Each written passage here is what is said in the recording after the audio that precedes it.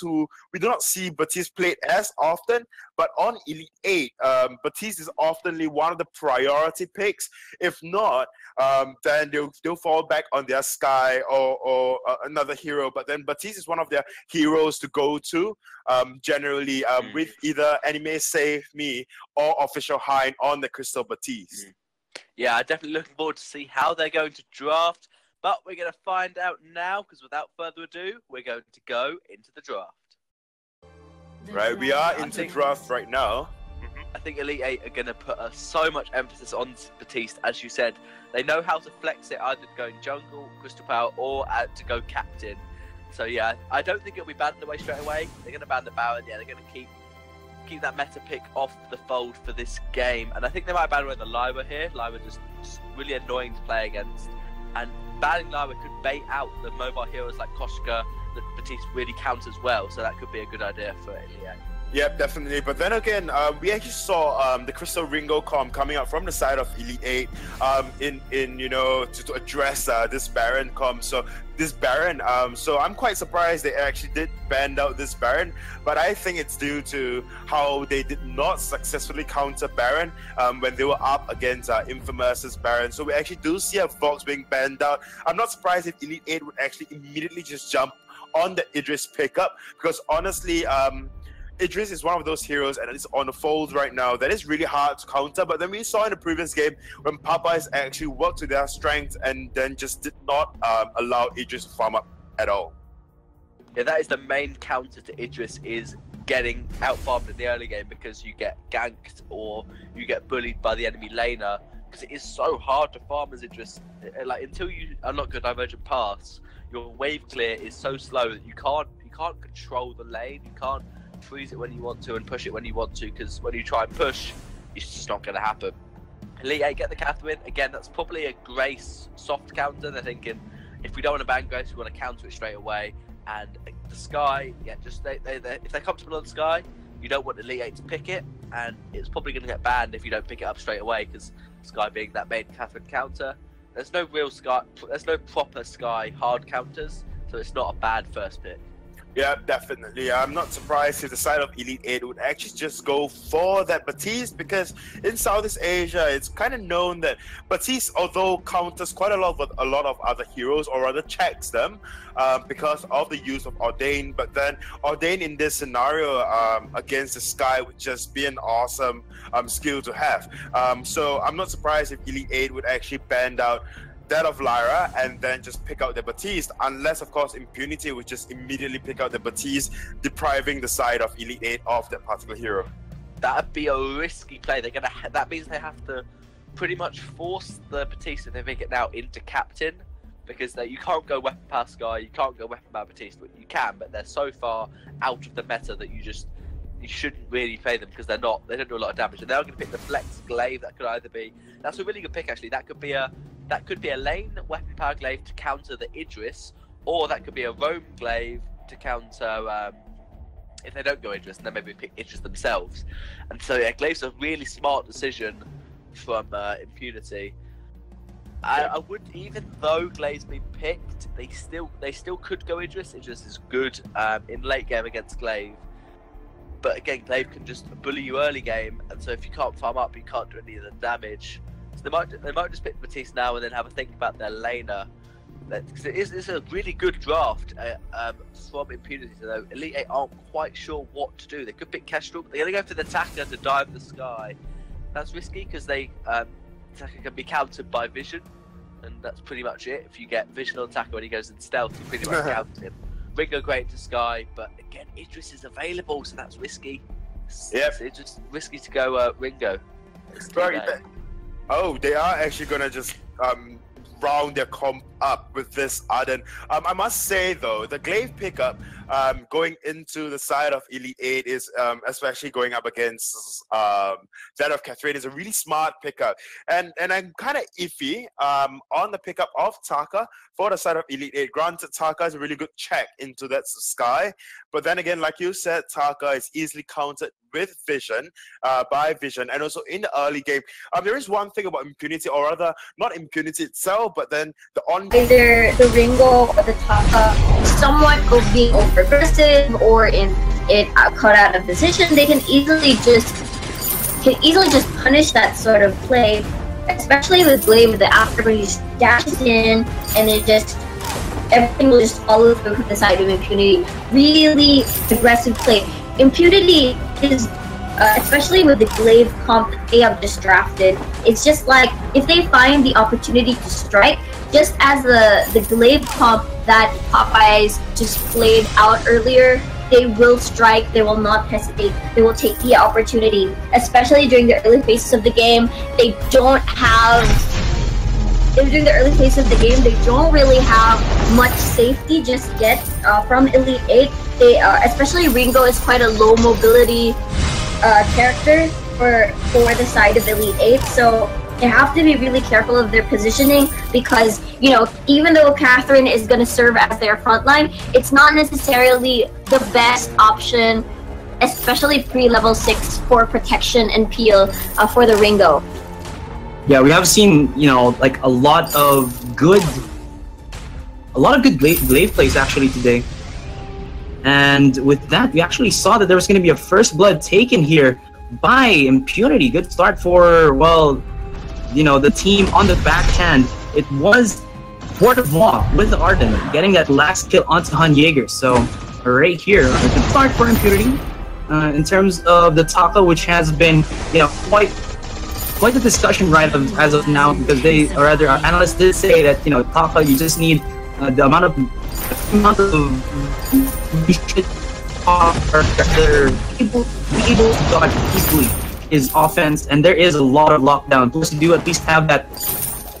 Plus, at least you do have the afterburner, and possibly when you have the ultimate up for the Arden, you'll be able to at least use that gauntlet to, you know, just keep everybody safe, or rather lock them down, and then allow the Sky to be able to get that, well, zoning that she needs. And yes, I do agree with you there, Azurai, but it could be a very explosive level 6 for sure once everybody has received their key ults and make it more explosive at the fight. So with their combo, I'm pretty sure damage-wise it's just going to be very problematic. Damage-wise, plus first, in a sense, is going to be very more potent in the side of Elite 8, which I'm pretty sure they're still waiting for their spikes to happen, and that's why they can just be really patient with their plays here. Even though they gave away first blood, it's okay. We've seen this time and time again during the early phase of the game. Once they reach level 6, it's gonna be fine. Once they reach level 8, it's gonna be a different story. So it's more like Impunity gaining some sort of momentum so that they'll prepare for, you know, for mid game or for late game, so that they have a better grasp of the situation once it comes. yeah, you also got to remember, like these top teams, such as Elite 8 and Infamous, once you have a gist of what their strongest comp is, they start to kind of, you know, trickle down a little bit, because teams get to understand that this is a strong comp, and then we'll be able to adjust, because we always see it being, you know, drawn out by them. And I really like how, you know, how Impunity has actually gone away from that. They have a pretty good, I would say, hero pool, but there should be a tussle here into the jungle. Maybe not just yet. And yeah, so level 7 for ZFQ. We have level 6 for the Taka, level 6 for Han Jaegers as well. So this could be the power play. Hellfire Brew will be used, although not a lot of engagement here for Elite 8 just yet. And Impunity immediately responds to the lane, as they thought it might go a little bit into the favor of Elite 8 if they allow so. You can see Elite 8 rotating to the jungle, might actually pick up some camps here, or just clear out these scout traps for the meantime. Yeah, the thing about if ever Elite 8 really wants to target this guy, maybe try to eliminate her first. The good thing is, okay, looks like they're gonna make a dive here. Gonna dive indeed. The aggression is real. There's gonna be at least a glaive going into the backline. Look at the damage. It's gonna be Impunity with a good start. Gets the shutdown onto Official Hein. Goodness gracious, the went in for the dive, but well, yes, just went in for the dive. Yeah, the funny thing was, I was about to mention how there's Sky is quite mobile whenever, you know, Taka goes in. So it's definitely the safety that I was about to mention. I mean, there's also the Vanguard from the Arden, and also do not forget the Gauntlet as well whenever Elite 8 tries to go aggressive. But don't forget the knockback of Afterburn coming from Glaive. So if ever Taka dives in, and that's going to be the dive in. They're going to be chasing down onto the top. But look at that. Jaegers was spot out by Impunity, and their chase is on forward barrage for the backline. And well, Catherine will not be able to respond, and Impunity, right after that first or after that second kill, they immediately get two after. And slowly but surely, they're starting to, you know, continue this trend of the back team spotting it out. And Catherine does have the shield, although Sky is just keeping, or, you know, dishing out the pain. Forward barrage is somewhat of a little skill here. Uses it once more. Def Q makes, I may save me. Go for a little bit of the tango maneuvers, you know, go left and right, cha-cha-cha, but still Impunity 4-0. Man, this is not a good start for Elite 8, definitely.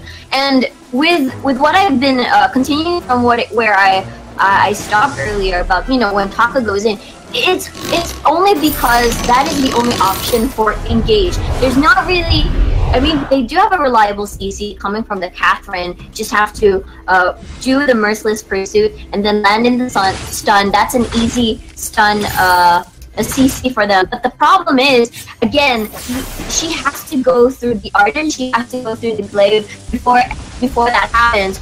And even so, there's also the mobility coming from the side of Sky. So it's gonna be two options for them for engage if they manage to execute it well, risking the Taka to enter first, and maybe the Catherine will be able to go into the team fight and maybe use that as use the Taka as a distraction, and then everything will just follow through. The problem is, we still haven't seen that kind of opening just yet, as they haven't reached their spikes at the moment. But for sure, Impunity with that 0-4 and the goal lead is slowly striding into their favor, and the as well with the forward barrage coming from Def Q on this Sky has just really good wave clear. So if they're pushed so far on towards their own turret, which means Elite 8 cannot move as much on towards the whole terrain for them to make their own place. So they're definitely dancing to the music of Impunity at this point of the game.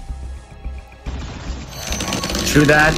Not really much that E8 can do just yet. Their damage hasn't yet, you know, scaled up to the point where they're going to be comfortable confronting Impunity. For the meantime, this Catherine will be in a 3v1 situation. There's going to be death from above, activate by the Sky. And he's actually going to get bypassed by the Glaive. And was that a steal onto the bull there? I think that's going to be enough. Afterburner was used just in case. Taka goes in, I believe, with the Exretsu and eats a whole bunch of bullets.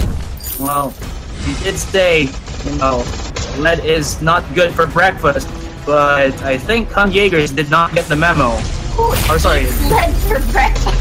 Taka did not get the memo for Alright, so going back to this stage, Def Q definitely a huge threat for Elite 8. Now they're just trying. Oh, they want to go for the fight. Will they though? I mean, Impunity have good damage, or good kiting damage, if ever E8 wants to go aggressive. I mean, they do have the dash, or they engage upon here by Taka.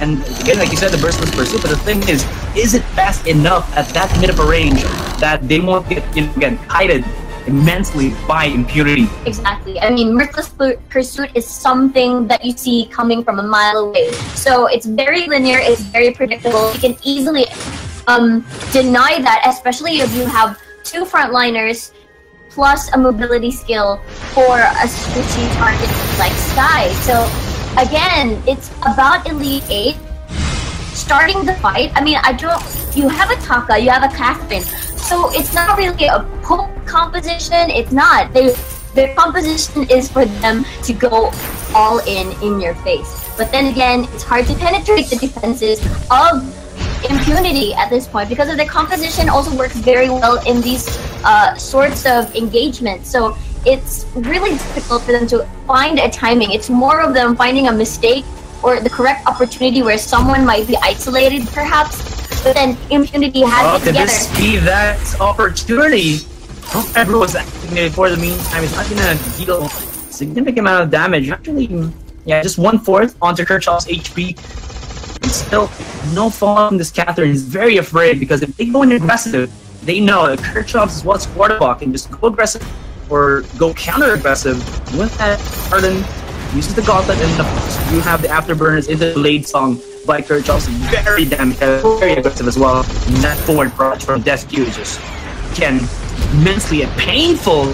Drops down to death from above. Jaeger's got to back away for the meantime, but Anime Saves Me is, well, he's doing the job as captain. He's absorbing his damage, but he's absorbing free damage that Elite 8 cannot get back onto Impunity. Exactly. I really love the positioning of Jet Q as well. I mean, you do know that you do anticipate that top guy is just going to be coming from the side brushes near the turret all the time whenever he tries to make the rotation. So what Sky is doing, what Jet Q is doing is just staying at the top side of the lane, knowing that, you know, there's going to be Glaive, there's going to be the Argent, just being that brick wall so that Taka would just try to hesitate even though he has an dash of some sort. So right now, again, they keep putting on the pressure because as long as you put pressure on the lane, it means there's less room for Elite 8 to make sneaky kinds of plays. So with that kind of terrain that Impunity is putting on towards Elite 8, it just gives Elite 8 so little to work with, and that's why I feel like Impunity has control over the first 14 minutes of the game, and then it's just, you know, Elite 8 looking for that tiny window of when they're going to enter the fight. Yeah, I think at this point as well, the forward barrage is actually able to somehow out-damage the, let's say, combination of the, I believe the B skill of the Ringo, which is Twirling Silver, and maybe the stutter steps, you know, movement command, attack, movement command. Yeah. It's just not a reliable amount of damage to you, but that's gonna be just worthy. Are they gonna go aggressive? Arden just to the Vanguard to be able to absorb that point and still Elite 8 will not find a break. There's gonna be a defensive drop that does score.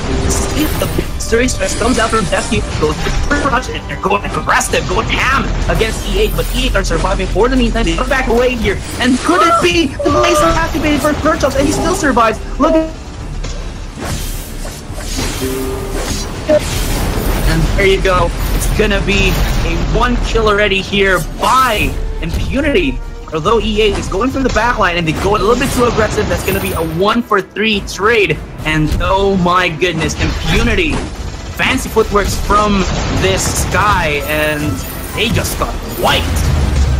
Yeah, I mean, that was a really good slam from the side of Elite 8 from the Catherine. I mean, it hit 3 people. The problem was they weren't able to finish the targets, especially they were focusing on the Glaive. The Glaive almost died, but then it wasn't enough. Taka had to leave the fight for about 2 seconds of that, so it was a temporary 2v3. A lot of members are already low, so that gives Impunity to strike for a counterattack. And that is the perfect situation for Impunity to actually punish the engage of Elite 8. And with that said, it was a 2-for-1 exchange, correct? No, 3-for-1. 3-for-1 exchange. Was an ace. So 1-7, gold lead is slowly creeping into the advantage of Impunity. Kraken has already awakened, and it's quite linear if you look at Elite 8's strats here, because that is their composition,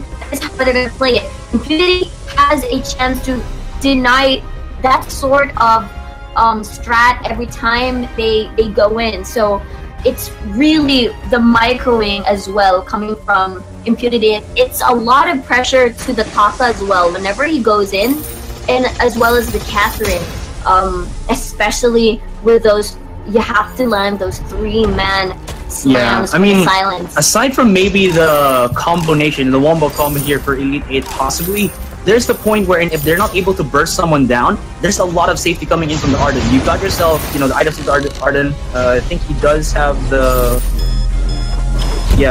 Fountain of Renewal, plus of course that ever so annoying Vanguard, which we have seen time and time again be used just for the extra shield, just for the safety, and it's, you know, proving relevant right now. Look at the damage from that forward barrage though, just destroying the HP of Catherine.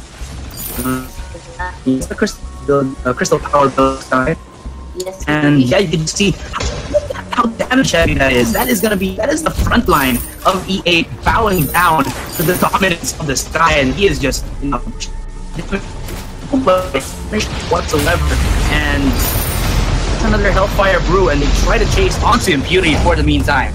Yes, Siri. And again, we've already mentioned how there's little options for Elite 8's composition to make plays, to try another strategy. It's not like it's a combined dive poke. It's not like it's a poke sustained sort of composition. It's definitely pure dive, and we'll see a turret has been destroyed, and with the exchange of Kirchhoff's life. And they are going to be chasing down Impunity as they have made too much of a stride right here. But look at this. Handsome maneuver coming in from depth Q. They won't care about him. They will look for the Ardent, and this might be Elite 8's time to actually get back into the fight. Nice connection onto the Merciless Pursuit, and that's going to be an ace. But they do lose the turret for that one, although Kraken is up for the take. Uh-oh, look at the death timers. There's only Kirchhoff's that will try and attempt for the last hit on the Kraken, although I kind of doubt that, because we've seen Elite 8 time and time again use this sort of bait, immediately change targets when someone from the opposite side of the team tries to lurk around and make a steal, but I don't think that's going to happen as Kraken has been unleashed by Elite 8. They have gained their ground, 39k gold and 41k. The gold is slowly creeping in as well. They're slowly closing the gap from Elite 8, and it seems like they've found their opening that they've been waiting for the past 18 minutes. That's true. Look at the damage onto that first turret, and it will explode in just a couple of moments. Impunity is hard fought here just to break down this Kraken. There's the usage of the Sky Ultimate just to pin it down, and they are going to go aggressive. Huge Blast Tremor from Anime Saving. No follow-up just yet though from Elite 8, but that was enough that they will be able to push them back. Man, awesome. That was an awesome principal block. Just deny people coming from the side. Oh, here's gonna be the gauntlet though. They're gonna drop it down. Double gauntlet coming in from the Ardent. That's gonna be double trouble here for Elite 8. Definitely gonna be fixing down. There's the Spirit Strikes. He will be able to connect those 4 barrages to 3 kills. Ace for Elite, or rather for Impunity. They have not broken down the Kraken just yet, so they're gonna allow the turrets to take it down, and well, they can't go for the back door. They don't have a minion wave to work with, but still, Impunity, double gauntlet from the Echo. Double gauntlet, also denying the ult coming from the Catherine of Anime Safety. That was beautiful, because we already mentioned how there's not much options for them to actually engage or be successful whenever they engage into these team fights. So when that slam just misses, that tremor misses, then what is there to work with? What else can Elite 8 do whenever they start these team fights? So again, it's all about the anticipation, holding on to that crucible and making sure that they block that, and then again, Impunity rises up on top. But we cannot cross out Elite 8 just yet, as we are approaching the late game. It's gonna get really tough at this point, and it's anybody's game, especially that Elite 8 is starting to ramp up with their damage. That's true, but you can't put out of the equation how many times Impunity has just walked out Elite 8 with good position on the gauntlet, and then Death Cube just microing the Jesus out of, well, Elite 8 here. They are setting up in the jungle. They're looking for a fight. Kraken is not up just yet. And Impunity slowed down the pace of themselves. They know that the Crystal Turret are no one left standing between them and the open vein, or that crystal. And they're looking. You can see they want to go for the fight. They are aggressive, and I believe, yes, so they have the double gauntlet up and running for them. Yep, and do not forget that the double gauntlet might be possible again once the second team fight happens. So can you imagine? That's like double walls. You cannot reach the backline even if you wanted to. As you know, it's a great counter to Taka engages. It's a great counter to Catherine engages as well. Oh. So with that said, Ringo's choice is, of course, to not compromise his position and attack whoever is in front. Or else, if he compromises his position, then, you know, Glaive can just go go jump on him, or maybe even the Ardan as well. So it's very risky. It's all up to Anime Save Me and Taka to keep pressuring Sky so that Sky would actually. Oh, he's backing right now. That's something good. And let's stay up the Kraken, and they do. Interesting though. From Impunity, well, they didn't have too much info about where Elite 8's positioning is. So for now they know. It's gonna be the flare as well. Enemy Save Me will be found out here just for the meantime. This is a 3v3 situation. There's gonna be the Ardent Gauntlet. Perfect! Catch up onto Anime Save Me. But there's gonna be official 9 caught as well.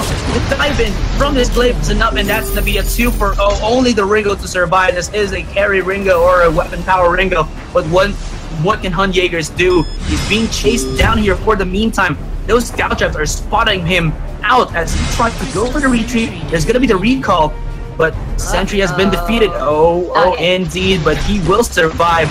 No turret taken just yet. Although, this is gonna be a great Kraken from the looks of it by Impunity. They don't have a skill set like a Solar Storm to be able to hit from downtown or from their base, so this should be a freebie from Impunity, but what is that? My goodness, Kirchhoff's gauntlets has been on point. Very on point indeed, and he has a second chance to make it right in case it goes wrong again. So that was the double wall that, you know, I mean, it was already hard to begin with. Quart of wall. Yeah, quart of wall. I mean, it was already hard to begin with doing the just one gauntlet, but now that's just 2. Elite 8 cannot just keep dashing in like this. I mean, it's a more of a draft thing.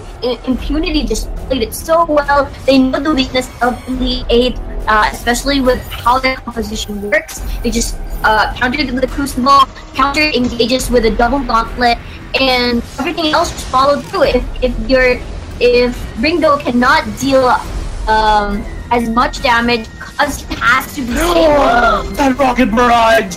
I mean, he didn't even have 30 position from that one, and Anime Saves Me gets caught out. Oh my goodness, there's the blockage, but damage is being drawn out. The ultimate be on Quart of Wall, drops it down, and that should be it. My goodness, the damage from Impunity is just that immense, and the Elite 8 are being manhandled. My god, that's just an ace once more. And ladies and gentlemen, this game 2, or rather this first game, will be taken by Impunity, and a possibility of a 2-0 is not that far behind. Man, this does seem like the gate of upsets. First, it was infamous, like it was 2-1 in favor of Popeyes. And now, Elite 8 were the PGA Spring Champions, was held in the Philippines, and now they were beaten by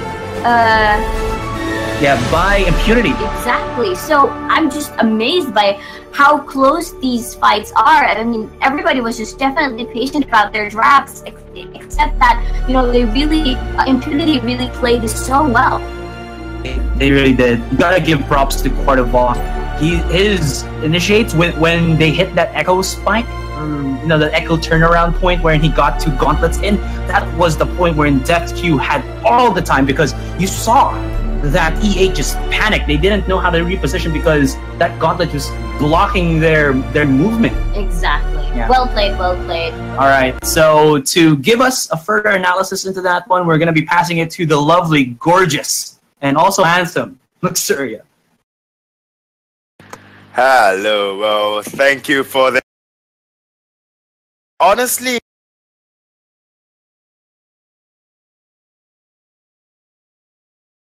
we actually did a Catherine pick up first on the side of Elite 8, and then in response to that, we saw Impunity immediately just picking out that Sky, and DevQ played, you know, DevQ played this Sky to you know, just outstandingly. There is no doubt about that. I mean, from the get-go, we do know that, you know, Sky just counters Catherine to the floor, and although in response to that Sky, Elite 8 actually did pick up Taka, and Official Hein is on this Taka. I must say, Taka, it's one thing about you as a Taka, you can counter that of Sky, but then with Kerchhoff just lurking around in every corner, it is really difficult to just take down that Sky because there are like so many other targets for you as Taka as well.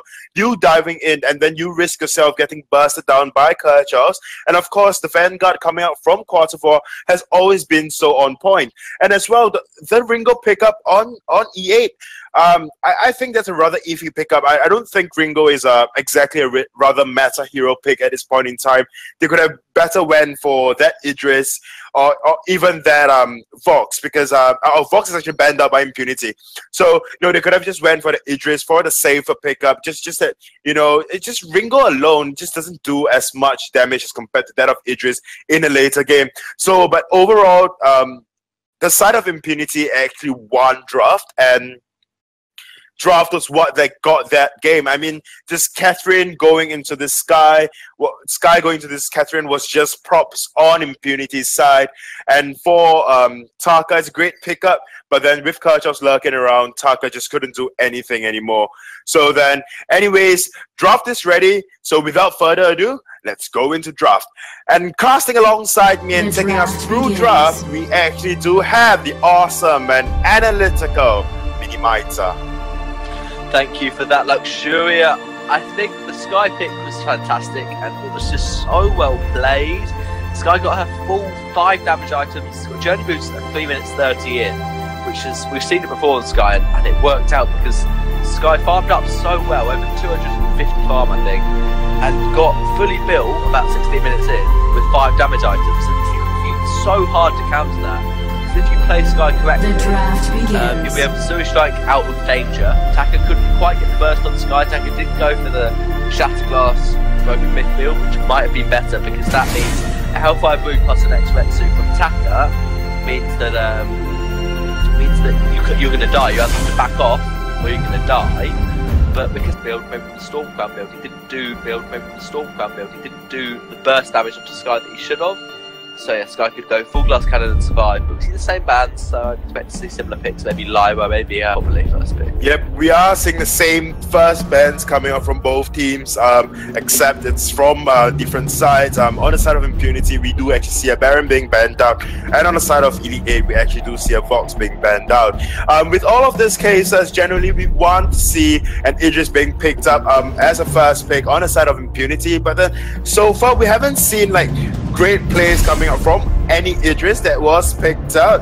And also we actually do see a Lyra being picked up. I do understand the Lyra pickup. I mean, Lyra has got so much sustain in the first game. And Impunity, I'm not surprised if Impunity actually do go for the triple squishy comp, that of Lyra, a Castro, and of course a double mage. Another mage, sorry, not a double mage. So I understand if Impunity is going to go towards that path, but in response to that, Elite 8 is going to pick up this Glaive, and Glaive has been a lot of problems for all of these teams. So in response to that, Elite 8 actually do understand the comms that Impunity might be bringing out, and then has an immediate ban on that Kestrel.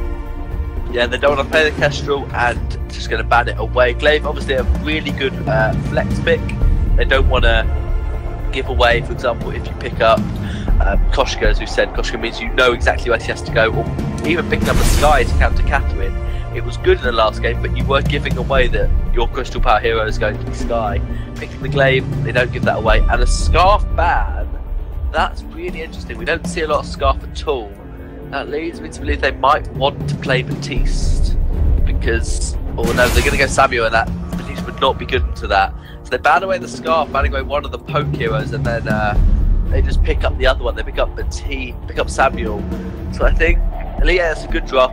And then they know that the reason Scarf was banned is because they didn't want to face someone like that, somebody who can poke from afar, and Samuel's very similar to Scarf. So that was a good pick. Samuel obviously quite flexible, but that means it will either be a rogue Glaive or a weapon lane Glaive. Again, weapon lane Glaive, countering the Idris we want to see, countering a lot of melee laners. And yet Celeste is just good into Samuel. If you can, you should be able to outpoke Samuel as the Celeste. It shouldn't be too much of a problem. And they're probably going to ban this on pop with. We might see Wingo again if they're comfortable on that, but Idris would make more sense even against this Glaive that will probably go to lane. Yep. Yeah, I don't think they should go anything else really. Yep, honestly, I think the Idris pickup, oh, they are actually going for that lane Sky. I personally think, and I do have to agree with you, that Idris will be a better pickup into the comp of Impunity, but it seems like no one in the teams so far actually can pull off that really good Idris play that, you know, is a really good counter to a lot of the other weapon carries out there. So on the side of Elite 8, we actually do see a Glaive and then Samuel pickup. Like I agree with you, Samuel's a really good pickup going into that of Celeste and Lyra because of the amount of poke Samuel can dish out with Madison Verdict in Drifting Dark and also the AoE as well. But then Celeste, on the other hand, can actually outpoke Samuel. Granted, Samuel has got the mobility and just drift and dance around the Celeste, just avoiding all the heliogenesis, heliogenocide, and the core collapses coming out from that of Celeste. So, you know, to round out the pick on the side of Elite 8, hopefully they will go for. I don't think okay, they will go for the Arden. I was hoping to actually see an Idris pickup, honestly, to go into this Sky lane and then just run a Glaive as a roam. But then, you know, they just want to go for the Arden, the more reliable roam as compared to that of Glaive for as a roamer. Yeah, the problem they picked with them picking Samuel was they basically said, yeah, this is our Crystal Power carry, we're going to go Samuel. And if they'd have picked Arden the second pick, they would have left. Already break it down, but broke it down. But what do you think about on your side, on your mindset? Well, from what I've seen earlier, it's just that they're pretty conservative when it comes to the early phases of the game. I guess it's more like there's not much options for them. I mean, poke-wise, damage-wise, I have to hand it to the side of Impunity rather. So knowing the fact that that's their kind of composition during the first few minutes of the game, like 3 minutes below, once they reach their complete kits, maybe level 2, level 4, Elite 8 just will not give them that sort of opening for them to execute that, shut them down, not allow them to actually enter or start something when they want to. So with that said, Elite 8 and Impunity are just, you know, are having this really cold war for a moment, and which is understandable because you can't really blame Elite 8 for just, you know, engaging early game. There's nothing that they can do at the moment, and especially that both of these teams just want to get a really good head start, gather all the objectives. Alright, so we're having on our side a little bit of issues, so we'll give it back first to Luxuria and Mini Miker. Sorry guys, but yeah, you guys can take it away. Thank you for that one, Azurai. All the issues will be resolved shortly, and Celeste is just farming up the lane best she can. Sky doing well to keep her jungle away from the Glaive, and Kershaw is going to give that one over to Defq to make sure it's nice and healthy energy. And now Defq will probably pick up this mid-tree of Celeste is very good at securing that, and actually goes into Kershaw. So Defq actually Fortifies is going to stay in lane, trying to freeze this wave, stopping it falling under turret. And that Defq does miss a couple of CS, so she's going to race up to lane and get as much as she can. Again, you just need to farm up, not fight, and not get ganked by this lane. Yep, definitely, and we actually do see a very unique rotations coming up from the side of Impunity. Rarely would you see actually 3-man team rotating into jungle and also into that of lane as well, and it's quite interesting to see because this rotation itself, it's not exactly new. But for the team comps coming out from the side, or rather from the series so far, it is rather new with Defq and Kershaw just going through jungle together, and then Lyra just holding lane, and then they all three go up to lane again to just, you know, secure lane, just so they do not get ganked by Official Hein. But one thing about I realize how Official Hein is playing this Glaive is that there hasn't been a lot of lane gangs coming out from this Glaive. If at all. Oh, Official Hein might actually be going in. Oh, Gets the argument away from Kershaw's away from him. Just quite what he wanted for Samuel to pick up those 2 fronts away from Kershaw's. Samuel's farming slightly better than Celeste this game. That's mainly because Celeste is being rotated to get ambient gold with Kershaw's in the jungle. So Celeste probably has more gold than Hunjager's, but has a little bit less CS. And they're actually looking for a gank. This is Celeste hiding in the top rush, waiting for a gank. You know, it's a lot, and that's a lovely formula. And a white wall walk. They wait, and they got the start. to expect that from a Celeste, but Glaive is actually rotating the backs, and he will get them. I don't know if Kirchhoff knows about it. There was vision in the bush, but I think they may have gone around. So Kirchhoff's going to nip to his backs and notice they're not up. I'm slightly annoyed. Back and not be able to do anything, and that's actually ruined Defq's rotation as well. Defq planned to push the wave, rotate back to the farm with Sky, but Sky's jungle's already taken. Defq's now going to have to risk going into Glaive's jungle, and we'll be okay, get bits and funds away. Defq going to just shop and pick up as much crystal as possible. Yep, again, Impunity got the kill, they don't really want to fight, they just want to farm. Yeah, something interesting to note is that Official Hein is actually opting for the on-hit glaive, and instead of the weapon glaive build that we actually saw. He'll put a sword blade. He'll put a sword blade. Next item, I'm pretty sure he'll get a sword blade. He's not going to go for Stormcloud aftershot. Sorry, Tensorbow aftershot. I hope he doesn't. If he goes full weapon power, he could just burst down whoever he afterburns. If he goes on hit, they can't fight together, as we saw when you go on hit, they have to go in, yes, hit someone, then wait 5 seconds, then go again. Defq's going to not get afterburns. He went for the. It was a great stump from Defq. The call that there. If they afterburns him, they're actually trying to take it away. Kirchhoff's just going to get some poke and both teams back it off. Yeah, I personally do not enjoy the rotation coming out from the side of Impunity because they lack the vision from in the jungle as well. So if Kirchhoff's or rather Official Hein actually did what he did earlier on when we saw when he was able to go into the backs of Impunity and just steal away their jungle, and it's going to pose a tough time just for the side of Impunity because if Official Hein successfully do it over and over again, then honestly Kirchhoffs would just suffer the most because of how they are rotating a 3-man, or they are performing a 3-man rotation back into the lane and then into the jungle. Oh, Charlie Hack into going in. Kirchhoff's going to get slept by Samuel. Great Samuel.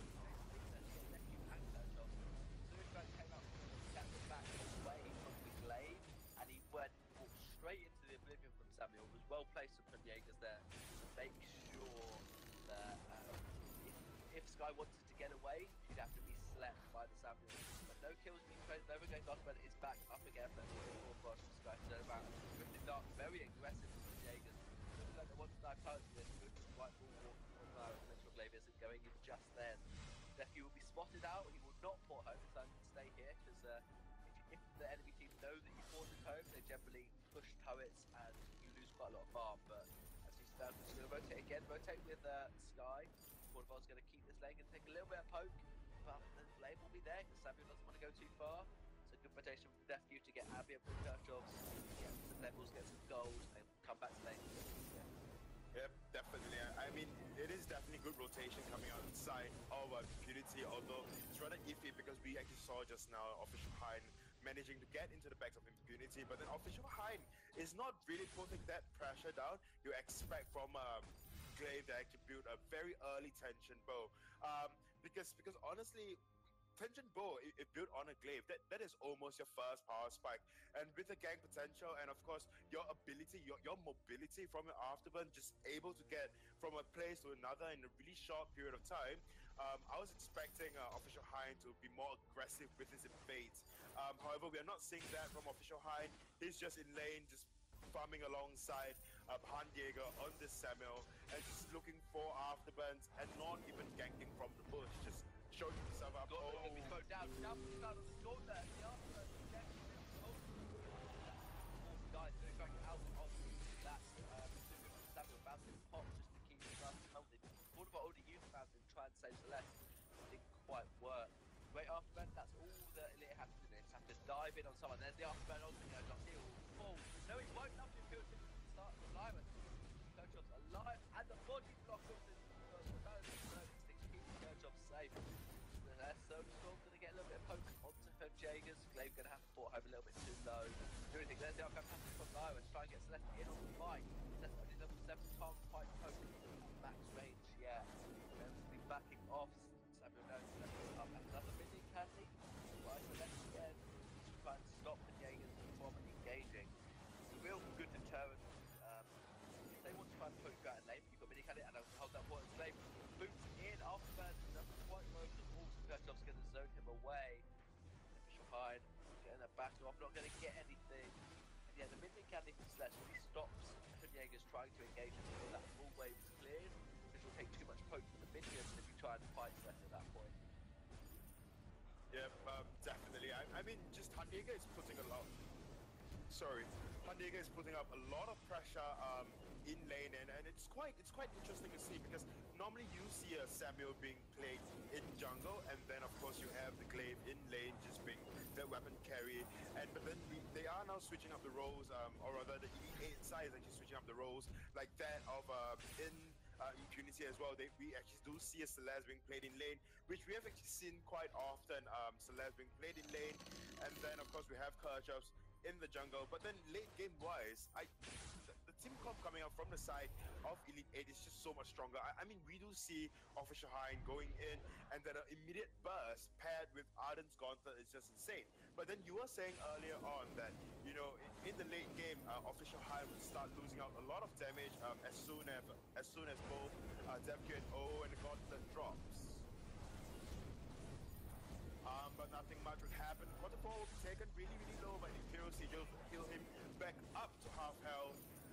They are still trying to siege. I mean, the siege coming out from the side of Elite 8 is just so strong, but honestly, with a Celeste in your team and with double range, a triple range comp coming out from the side of Impunity, I was expecting a stronger siege coming out from the side of Impunity, but that is just so not the case, because there is always, you know, the constant threat of a Glaive being just, you know, just hovering in the bushes, preparing for a gank, etc. And I see that's why Impunity do not dare to go in for an engage. And also one thing, because they cannot actually do a hard engage, they can just disengage when Official Hind try or rather afterburn it. And as long as the build from Lyra, she's gone for a Contraption and then a Flare Gun. Yeah, you can use aggressive Drifting Dart just to secure some farm. And yeah, so Lyra obviously prioritising mission, but one thing that's important to note is Lyra didn't build pretty much any scout traps in the early game. We said that Glaive needed to invade into Kerchow's Devq, but I think Glaive was too afraid to do so because he was worried about Lyra just having vision and getting caught out. But Lyra didn't buy any. It was kind of like they expected Lyra to get something, and she took. So now she's got the contraption, obviously there will be a lot of vision, and the flare gun is good because you can't rely on contraption for loads of flares. You need to use contraption for scout traps, and then you need to either buy flares or buy a flare gun. So that's a nice solo sword from Celeste while she was farming, just poke down high, and Kerchow's going to try and hold the lane off. You feel like there's a good start from Samuel trying to poke a lot of poke from Kerchow's good Louis strike, so that Samuel will not be able to land those nice verdicts inside the Drifting Dark. He doesn't need to be inside the Drifting Dark, he still does massive damage with broken mid stats on that Malice and the verdict. Now Devq low on energy, again we see how many charges on Devq with no energy to save items. Echo picked up on Arnold, that's a big power spike for him. It's going to be Devq or Kerchow's just going to be caught out by that but Jaeger doesn't need it, he's just going 1v3, he doesn't care. Samuel sitting back in mid is getting a lot of poke. Devq going to port home. Kerchow's got a nice experience, so she'll be nice and healthy on that Sky. Yeah, back up the lane, and there might be a siege. Yeah, definitely. I mean, just looking at Hunt Giga, quarter 4 is really taken low, although Imperial Siege is up, Gauntlet is being dropped. First Gauntlet, and Siege going to lock to try and run away. The Echo was used on something else. Don't get okay, was used on the Gauntlet. The Gauntlet is available for Anime Save Me. And I don't know if you know he has an Echo. It's even Jaeger's backing, so this will be a turret probably falling. And as the Imperial Siege from Lyra stopped the port from Jaeger. Trying to cover up the game afterwards, left away, and the Gauntlet lands on the Kerchow, not quite on the left. Trying to get them run away, useless, trying to walk through the Gauntlet, but it's still going to be up. And that turret is one hit from someone away, Fish Pine hasn't got an afterburn, tries to turn, but will not be enough. All Celeste needs to do is just push the wave into that title full. Kerchow's actually going to do that while Celeste tries to run into the back. She's going to try and get it, but Jaeger's going to move to Devq, who's going to fall here. Under sentry, nothing to do. Going to get the core collapse, it's going to be blocked. Nothing from Lyra. Turret will fall, but that will be the kill straight to the end of it. What does that do? Dodge the verdict. Jaeger's one more will get it through the protection contract. That's starting to fall off now. We're 80 minutes in. One of us still having that, probably not much use anymore. If Jaeger doesn't care, Drifting Dark, he's got full energy. Lyra's dodging out, starting to heal from that good sigil, and there the Arcane Passage will keep her alive. Jaeger's getting the kill onto Celeste, Yep, DevQ just overstayed the welcome. I mean, just look at DevQ's energy earlier on. You know, he shouldn't have just went in and all. I mean, Imperial Sigil can provide a lot of sustain for you, especially as a really squishy hero, as that of Celeste. But then even then, without energy, your Celeste is pretty much a sitting duck. Granted, your basic attack does quite a lot of damage, but even then, with Samuel and Huntjäger just so full on energy, there is no way DevQ could have won them with Lyra's help as well. So another turret is actually taken. A turret is taken in exchange, in exchange for the turret. Okay, the medicine is kicking in right now. My brain is starting to die. Awesome.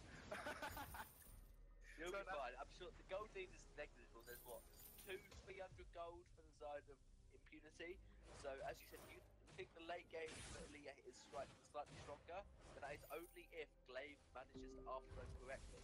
If Impunity are allowed to poke, then they have a far superior combat. Let's see who's going to skin this gold mine out. I think that they're going to engage Gauntlet you and that's blocked out. They have to skin that gold mine. There's a second Gauntlet not going to start up DevQ. To boost them away.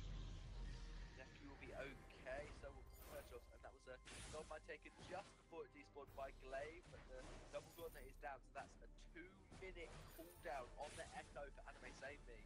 That's such a big cooldown that Impunity can try and work around now. They really are in a good fight, so it's up in 25 seconds for Celeste. Yep. And so yeah, they're probably positioned to get this Kraken, and there's nothing that the can do really to counter it. Yeah, but you saw, you say just now that, you know, Glaive has good land, a really good afterburn, and I have to agree with you as well, because just now earlier on we saw Official High actually going in for an afterburn, but was punished for going in, just simply because the amount of damage coming out from the side of Impunity was just insane. So if you actually do go in and come in for an engage without poking the side of the 8 down, they might actually be looking for a fight right now. Official High is taken down to 3/4 health. Jaeger's almost falling to that supernova. There's the Archimedes from Lyra. That is overmoving, not level 2 Archimedes, quite long. And Jaeger's running away towards his center to go on that fusion as much as possible. And then that's a nice heal from Lyra. 680 heals from Lyra. Fractional health, and that is a block on the time. And that will be a not landing the Oblivion. Jaeger's actually quite low on energy. And then just poke it from the left. Trying to get a nice little strike through the full blast through the wall. Perchos going to be okay. DevQ wants to poke the sentry down Official High. It's going to get spotted out by Hidden says Jaegers can't go in. He's drifting dark and backing off. And he will be spotted out by that flare. And there's going to be the sentry going over to Impunity. The Echo is up again for 30 seconds for Arden. So Elite 8 basically can't go in because they haven't got the Arden Echo. Official High gets killed the fountain. That is a lovely service, so that's picking up the kill.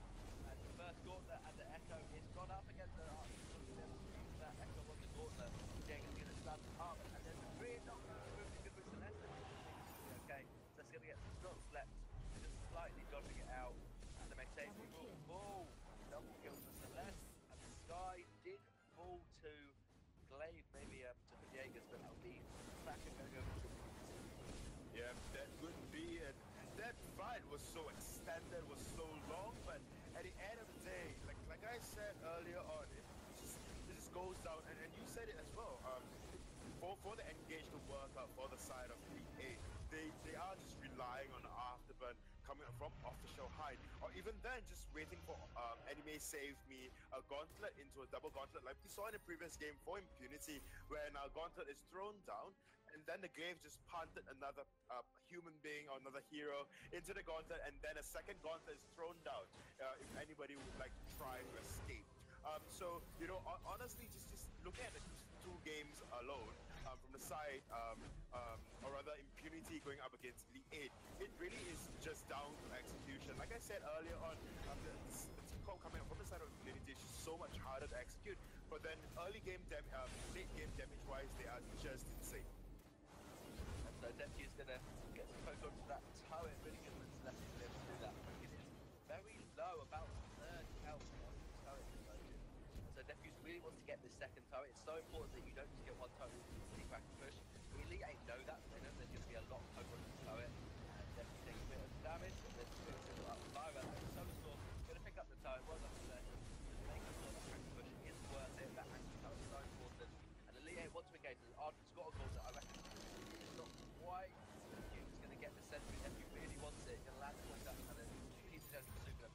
now to defeat the Sentry for a second time. Elite 8 thinking Arden was too low to actually go in with that double gauntlet. And Lyra's picked up an Echo. I doubt that'll be for an Arcane Passage. I think that's for an Imperial Sigil. I think because of in-team fights, you just need to heal your... If Glaive goes in on Death Queue, you want to get the Imperial Sigil to boost Death Queue away, and you want to do another one to get Death Queue up to full health. Two Imperial Sigils for full health, either Kerchhoff or Death Queue, because Lyra's build is Fountain, Crucible, Contraption, War Treads, and a Flare Gun. All those 5 items have health to them. So the heal for Lyra is so big and the fight is going to break out here. Taking a picture of the first gauntlet, blocks out, and I expect the one to give the target and the second gauntlet. And not quite definitely stuck inside. He's going to block out himself. Well played. Then reflex block there. And the sleep on the edge of the gauntlet from Cornivore is going to be stuck in. Kerchhoff's going to try and go inside the gauntlet. Lots of damage from Jaeger there. And that's a bit behind. Forwarding from Jaeger's very low. Arcane Passage from Lyra. It's going to come through. The Echo is still up for Lyra. Want to get and that's just too much damage. Lyra wasn't coming through. The Echo wasn't really needed. So much damage from Impunity that they blocked out the gauntlet so well that Celeste dodged the first one, Sky dodged the second one, and Lyra took the bullet. She got slept on the edge of the gauntlet so that she could block her team out. And it was well played from Impunity. They won the team fight, but there was no Kraken, so there's not much they can do really from this. They're not going to push for the win. They're just going to take a Sentry and look for another team fight, which they reckon they can win again. Yeah, definitely. But I think it was really just down to execution coming out from the side of Elite 8. It was almost as if they were so disorganized between the teams. I'm not going to say anything, but honestly, just looking at how the team fight went earlier on, it was so unsynergetic.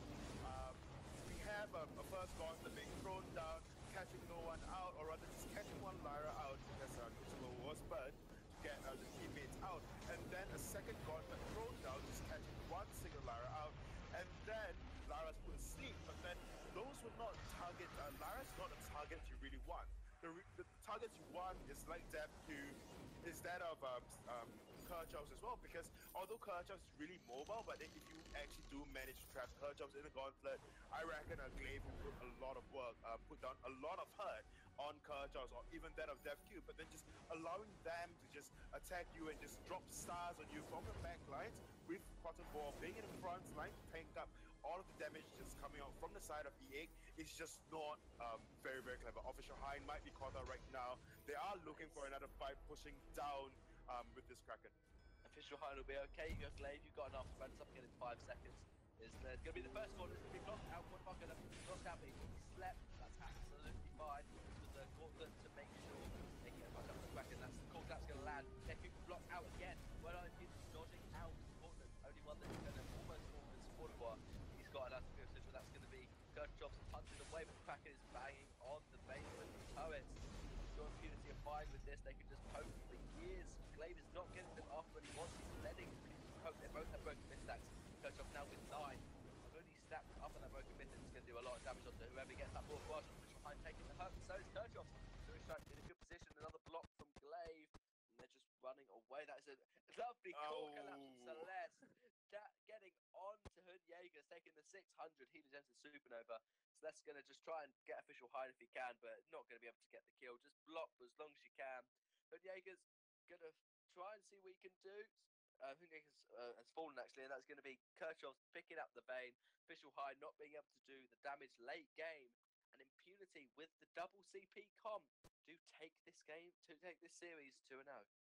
Yep, I think today is the day we're up against when they had Glaive and Samuel and that of Arden as well. But then honestly, I think it's more well played. Like you said before, it's more well played by the side of Impunity than poorly played by the side of Elite 8. But honestly, it's just down to execution, and Elite 8 just did not had what it took to execute whatever comp that they are trying to pull. I mean, they have a really strong comp with Samuel being able to poke on the back, but then honestly, had Scarf not been banned out, Scarf would have been a better replacement for that Samuel, because we saw earlier on Samuel, if caught out of position, Samuel is almost just useless. And if there is a Scarf or there's a Celeste on the side of E8, the comp might have worked better, just protecting Celeste or just protecting Scarf. However, it is good game, well played to both teams.